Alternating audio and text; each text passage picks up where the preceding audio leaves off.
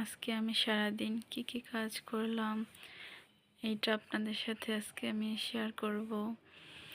আসসালামু আলাইকুম, সবাই কেমন আছেন? আলহামদুলিল্লাহ, আমি খুব ভালো আছি। আজকে আমি আমার বিছানাটা একটু সুন্দর করে সাজিয়ে রাখবো। আমার পছন্দের একটা চাদর কিনেছি, এজন্য খাটটাকে সুন্দর করে সাজালাম। দেখুন, আমার মেয়ে একটা পুতুল নিয়ে কি দুষ্টুমি করতেছে। ও চাইতেছে ওইটাকে সুন্দর করে সাজিয়ে রাখবে, কিন্তু পারতেছে না। অনেক চেষ্টা করছে, এরপরে ওর আপুকে বলল, তারপরে ওর আপু রেখে দিল। আজকে রান্না করব খাসির গোশত। প্রথমে আমি মশলা মেখে এটাকে মাখিয়ে রাখবো। সব কিছুই আমি পরিমাণ মতো দিয়ে দিলাম, যে যেরকম পছন্দ করে ঝাল খেতে।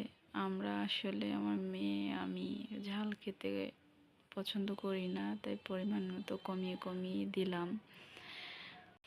আমার ছোট মেয়েটা এত দুষ্টুমি করে যে ওর কারণে আমি ব্লগ ভিডিও শেয়ার করতেই পারি না, আমার অনেক দেরি হয়ে যায়, এজন্য আর শেয়ার করাই হয় না কিছু।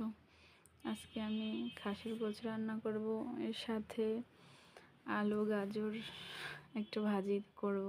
ওইটা দিয়ে শীতকালীন সবজি আলু আর গাজরের ভাজি খেতে অনেক পছন্দ করি, আমার মেয়েও পছন্দ করে। এই জন্য এই দুইটা রেসিপিসকে শেয়ার করলাম। আপুরা, ভাইয়ারা, আন্টিরা সবাই আমার ভিডিওটা দেখবেন। সবার পছন্দ করলে একটা লাইক দিবেন। আমি আশা করব আমার ভিডিওটা সবাই দেখবেন, এই আশায় আমি থাকব। আজ আমার মেয়েকে স্কুলে নিয়ে গেছে ওর বাবা, আমি আজকে যাই নাই, তাই বাসায় বসে একটু রান্না বান্না করব, এইটা আপনাদের সাথে শেয়ার করতে পারবো। তাই রান্না আজকে শুরু করে দিলাম। মেয়েকে আবার নিয়ে আসবে, এর ফাঁকে আমি রান্না বান্না করে কাজ কমপ্লিট করে রাখবো। ছোট মেয়েটা এত দুষ্টুমি করে, ওর পিছনেই আমার সারাদিন চলে যায়।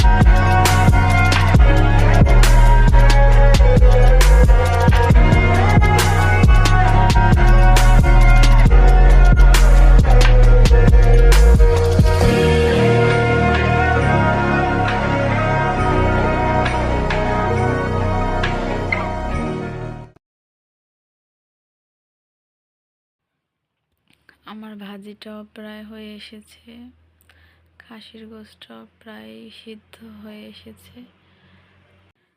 মেয়েরা চাইলে ঘরে বসে অনেক কিছুই করতে পারে, ঘরে বসে ইনকাম করার অনেক টিপস আছে, আমি আরেকদিন আপনাদের সাথে শেয়ার করব। তবে আমার জানা মতে মেয়েরা একটু চেষ্টা করলেই ঘরে বসে ইনকাম করতে পারে। যে আপুরা করছে এবং করার চেষ্টা করছে, আমিও তাদের মতো চাই বাইরে কিছু না করেও ঘরে বসে কিছু করার চেষ্টা করি। আমিও চাই আপু ভাইয়াদের মতো এগিয়ে যেতে, আমাকে সবাই সাপোর্ট করবেন। আজকের মতো ভিডিওটা শেষ করছি, আল্লাহ হাফেজ।